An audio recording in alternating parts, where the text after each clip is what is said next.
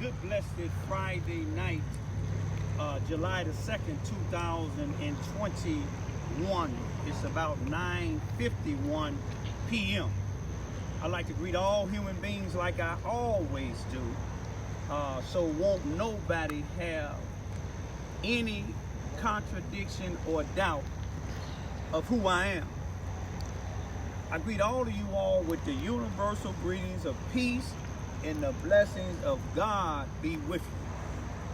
It doesn't matter what your political, philosophical, personal, nor religious beliefs may be.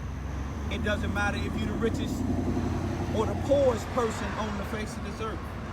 It doesn't matter if you're the proclaimed toughest to the proclaimed weakest person on the face of this earth. It doesn't matter if you my family, friends, nor my proclaimed enemies. It doesn't matter if you black, white, brown, or any nationality or race. Doesn't matter if you big or small.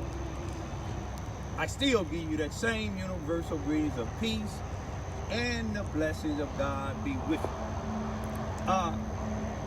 Today, 91 years ago, my grandmother, my mother's mother, may she rest in peace, gave birth to my beautiful mother, who God decided on July the 17th, 1989, at the age of 59, to call her home.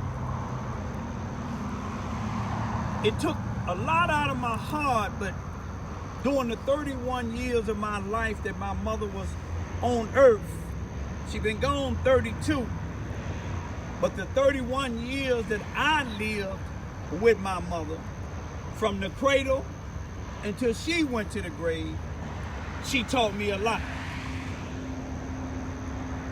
She had all 9 of us in church. My Uncle Joe Nathan, may he rest in peace, my daddy's brother, taught my mother how to play the guitar. That's when they had the amplifiers. When you turn them on, they had the little bulbs in the back. The bulbs had to heat up before the amplifier come on. A lot of people didn't know Uncle Joe. He taught my mother how to play the guitar, and my dad, may he rest in peace, he told me Uncle Joe was a boxer, and the only reason they didn't let Uncle Joe go into the military is because Uncle Joe was flat-footed. But this is what I want to say today, y'all. First, I want to thank God again for the time he allowed me to know my mother. Thank God that my mother taught me how to be a responsible and a respectful human being to all races. You see what I'm saying? That's why I make that greetings. You know, I went off course a few times. I'm not going to lie about it. The Bible said all have sinned and come short of the glory of God. But some people don't know that.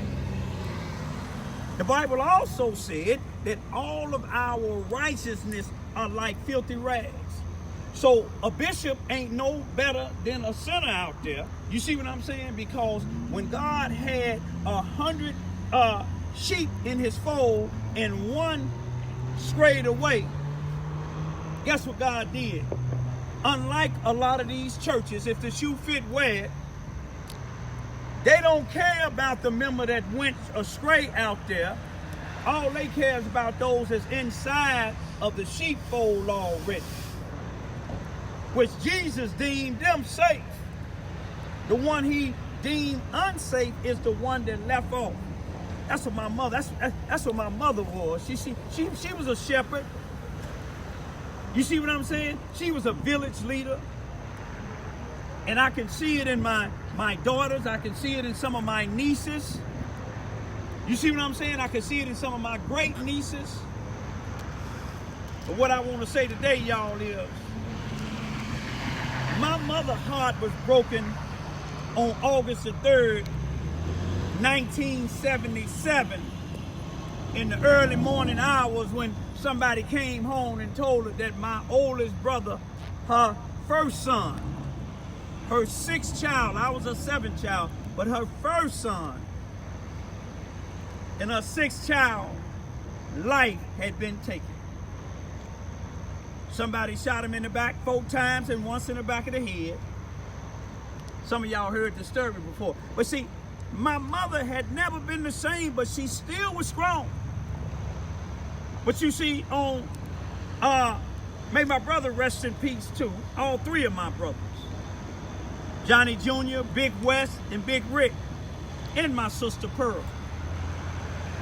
But on March the 19th, I believe it was on a Friday, 2021, in Carbondale, Illinois, in the Gaslight Apartments in the 400 block of Oakland Street on the 3rd floor in the hallway, my heart was tore up because allegedly, I'm saying allegedly because the police department in Carbondale, Illinois, law enforcement in Carbondale, Illinois, the coroner's office in Carbondale, Illinois, and these individuals that call themselves leaders, not all of them, if the shoe fit where, they really disappointed me. You see what I'm saying? But they allegedly said that my first son, my first child, my only son, they said they found his body hanging in the hallway. I got a chance to see how my mother felt when she lost her first son, the firstborn. You know, sometimes God allow us to give sacrifice some of our children's, not because they did anything wrong, but to be able to help other people in other places. But you see, God allowed me to still be strong enough to talk about it. You know, when I get by myself sometime, I break down, but I still be able to talk about it. And I just want to say, I'm asking everybody in Carbondale, Illinois, Southern Illinois, or any place else that know anything about what happened to my son, which I don't believe. God haven't showed me that my son committed suicide, but he was murdered and sat up there as if he hung himself. We know the pathologist, she can sleep well in Vienna, Illinois, making a ruling saying that my son committed suicide, and she don't have all the facts.